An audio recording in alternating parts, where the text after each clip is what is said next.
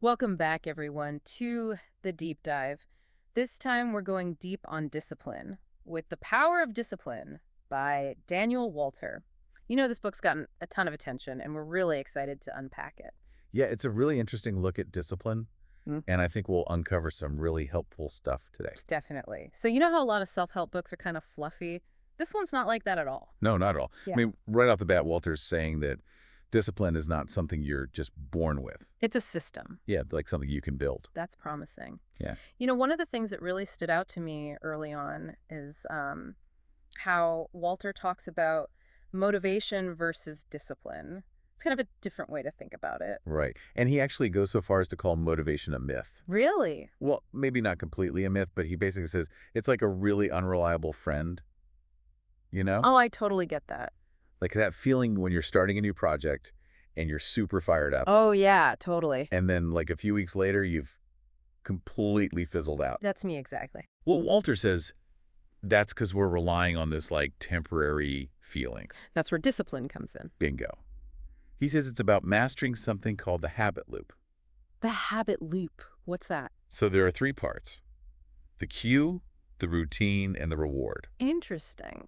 It's about making a system where good actions just kind of become automatic no matter how you're feeling. So it's all about setting up the right cues and rewards to make those good habits actually stick? Exactly. And you know what's crazy? Walter says that people fail to reach their goals, not because they don't have talent, but because they haven't figured out this habit loop thing. Hmm. And he uses this example of Olympic swimmers. Oh, okay. Yeah, what's their secret? Obviously, there's the talent and all the hours of training, but Walter says it's more than that. What else is there? Their environment is like a huge part of it. Right. Like their whole day is set up to trigger the right habits. Wow. So they're like surrounded by discipline. Yeah, exactly. Like the pool's right there, their meals are all planned out, even their friends are all focused on athletics. So their environment is basically designed to make discipline the default. You got it. Mm. It's about minimizing those moments when you have to use willpower Yeah. and kind of making it so the easiest thing to do is what moves you towards your goals. That makes a lot of sense. But I mean, trying to do that in our normal lives, that seems pretty tough. Yeah, it can be. Right. But Walter does have some really practical tips. Oh, good. Like what? It's called the tiny win system, and it's all about starting small, Mm. like really small. Tiny wins. Okay, I like where this is going. Yeah. So instead of saying, I'm going to work out for an hour every day, which let's be real, could feel impossible, Yeah. you start with like, I'll do 5 push-ups every morning. 5 push-ups. So easy. Right. And Walter's argument is that once you start doing those tiny wins, it creates this momentum. Oh, that's interesting. So we're so used to setting these big, ambitious goals, but starting small is actually better. It's about building a solid base of discipline, one tiny win at a time. Hmm. Like if you were trying to get stronger, you wouldn't start by lifting the heaviest weights, right? You gradually increase the weight as you get stronger. It's the same idea. Okay, I'm getting this. But I'm curious about, like, when things get really tough, how do we develop that mental toughness to get through the challenges? Oh, well, this is where it gets really good. Mm. Walter's definition of mental toughness is super interesting. It's not just about pushing through and gritting your teeth.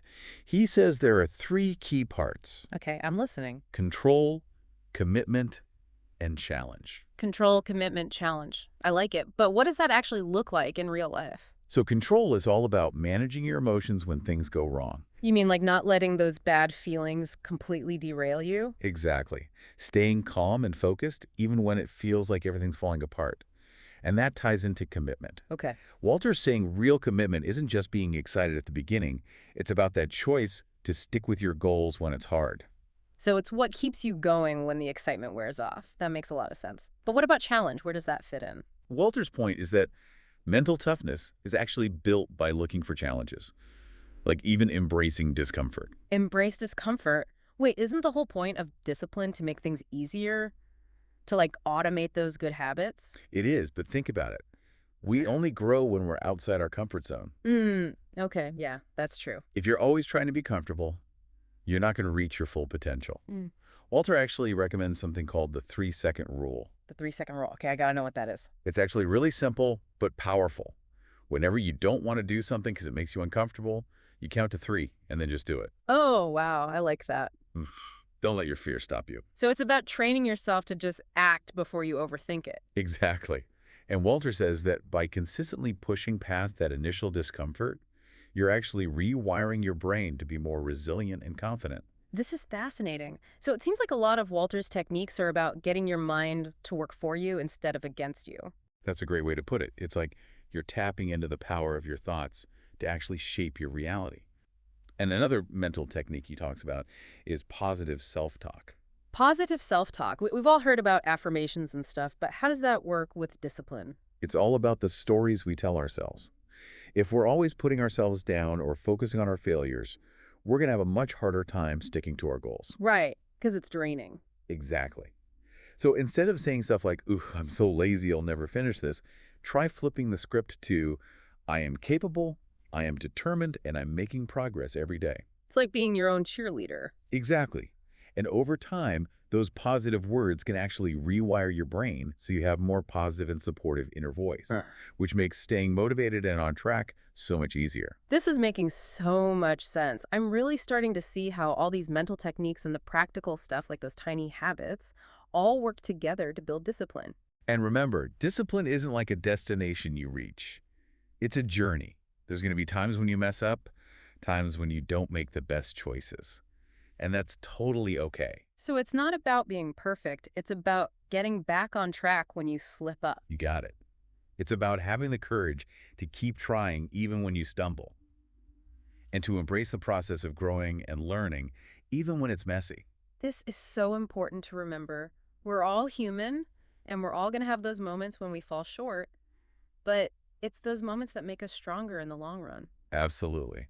And one of the best things you can do for yourself when that happens is be kind to yourself. You mean like give ourselves a break? Yeah.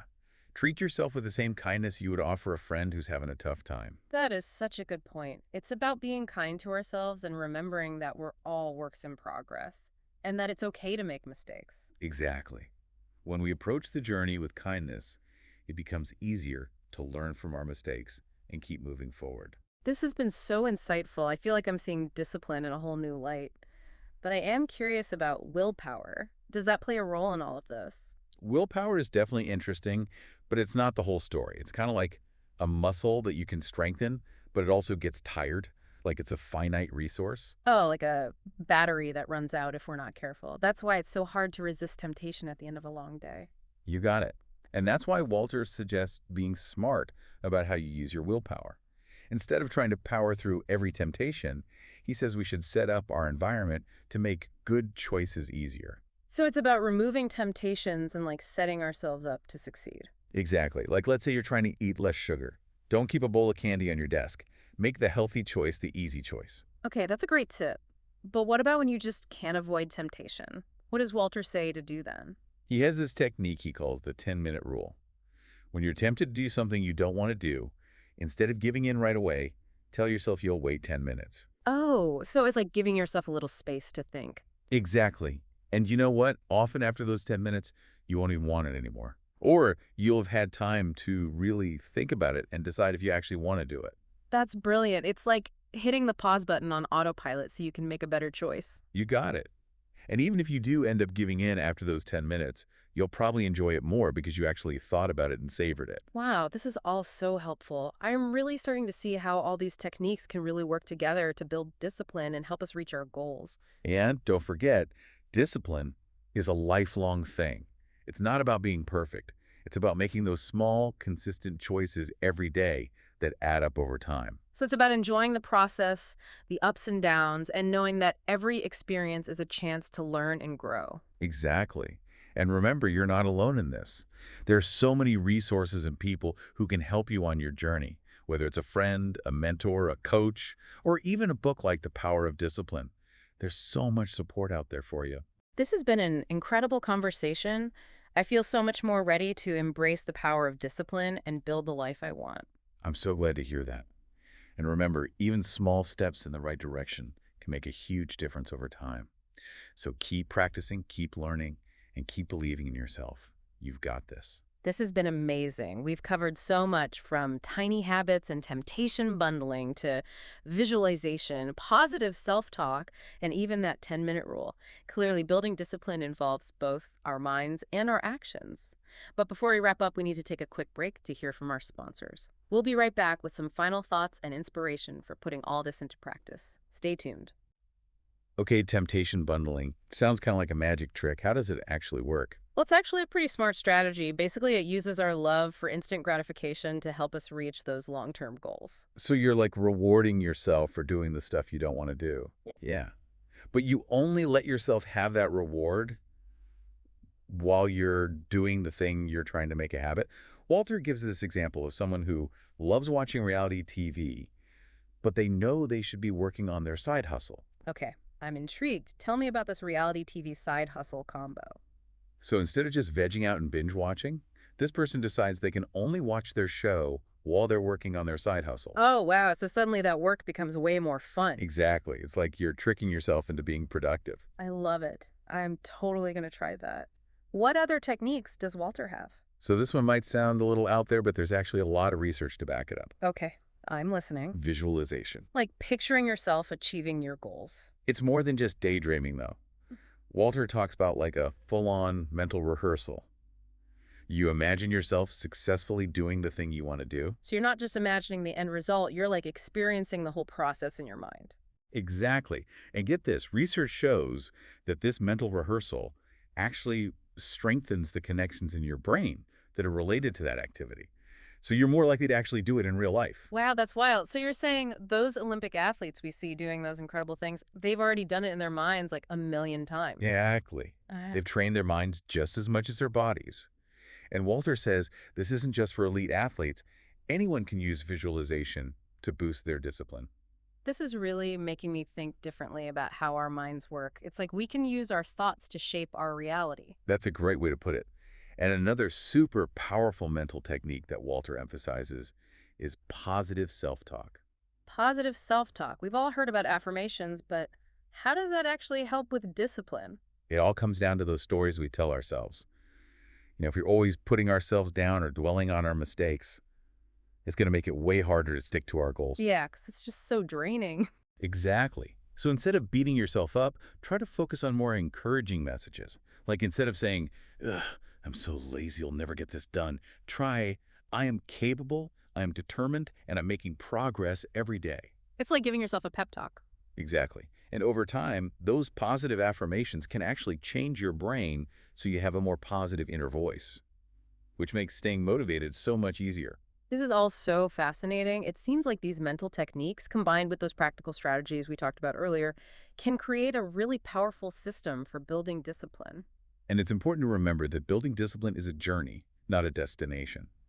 There will be times when you slip up and make choices that don't align with your goals, and that's totally fine. So it's not about being perfect all the time. It's about getting back on track when you stumble. You got it. It's about having the courage to keep trying, Yeah. even when things get tough, and to embrace the process of growth and learning, even when it's messy and imperfect. That's such an important reminder. We're all human, and we're all going to have those moments where we fall short. But those are the moments that actually help us grow and become more resilient. Absolutely. And one of the best things you can do for yourself in those moments is to practice self-compassion. Treat yourself with the same kindness and understanding you would offer a friend who's struggling. That's such a powerful message. It's about being kind to ourselves and recognizing that we're all a work in progress Yeah, and that making mistakes is okay. exactly. When we approach this journey with that kind of self-compassion, it's so much easier to learn from our mistakes and keep moving forward. This has been so insightful. I'm seeing discipline in a whole new light.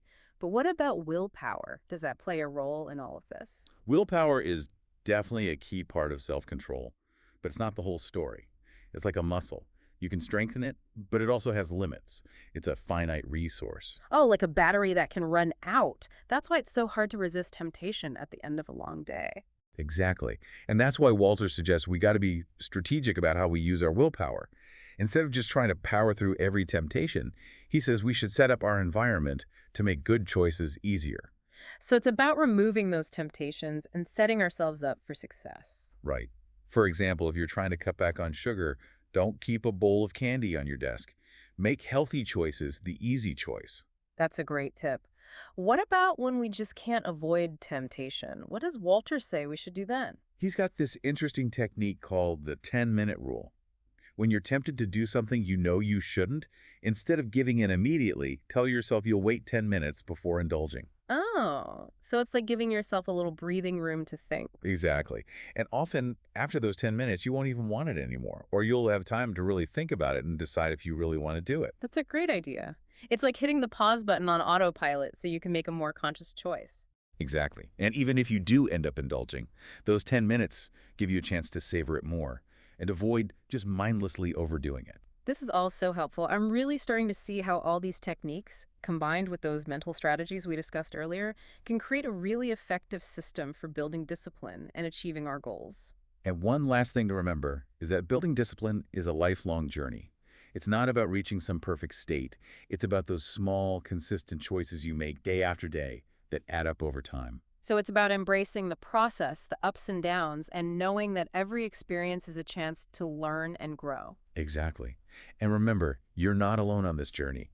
There are so many resources and people who can support you along the way, whether it's a friend, a mentor, a coach, or even a book like The Power of Discipline.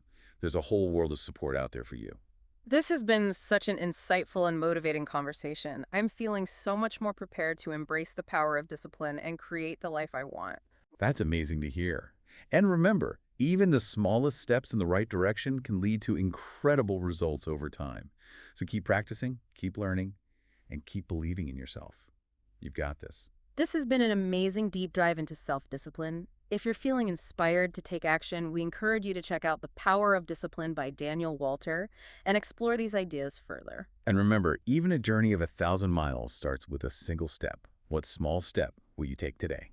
That's a great question to think about as we wrap up this deep dive. We can't wait to see what you accomplish. Thanks for joining us on the deep dive. Until next time, stay curious and keep exploring the power within you. Welcome back to the deep dive. So we've been talking about the power of discipline and all these cool strategies for building that inner strength. But before we go, I'm kind of curious, what does Walter actually consider success? Like, is it all about reaching those huge goals we set? That's a great question. And it really highlights what makes this book different. Walter says true success isn't just about the outcome, it's about the journey. Like, it's about becoming the kind of person who just shows up consistently, even when it's hard. So it's less about checking things off a list and more about building that inner strength and resilience. Exactly. He talks about discipline, creating this like upward spiral. Those small wins you get from building those tiny habits, they actually fuel your motivation to take on bigger challenges. Oh, like the saying, success breeds success. But it all starts with those tiny steps that seem insignificant at first. Yes. And one of the most powerful things I took away from the book is that discipline isn't about depriving yourself. It's about freedom. Freedom. Yeah, like the freedom to make choices that match your values and goals, even when there are easier, more tempting options right there. That's such a good point. It's not about forcing yourself to do things you hate. It's about making a life where your actions line up with what you really want. Exactly. And that freedom to choose your path and then actually stick to it, that's really powerful. It helps you create a life that has meaning and that feels really good. This has been such an inspiring conversation. I feel like I have so many new tools to use to build discipline and create the life I want. Any last bits of wisdom for our listeners before we wrap up? Just remember that you are capable of amazing things. Discipline isn't some magical ability that only some people have. It's a skill that anyone can develop with the right strategies and the right attitude. So it's about believing in ourselves, taking those small steps, and trusting the process. Yes. And never underestimate consistency. Those small, consistent choices you make day after day are what lead to lasting change. This has been a really thought-provoking deep dive into self-discipline. We hope you feel inspired to take action. And if you're ready to learn more, definitely check out The Power of Discipline by Daniel Walter. And remember that a journey of 1,000 miles starts with one single step. So what step will you take today? That's a great question to think about. We can't wait to see what you achieve. Thanks for joining us on the deep dive. We'll see you next time. Keep being curious and keep exploring that power within you.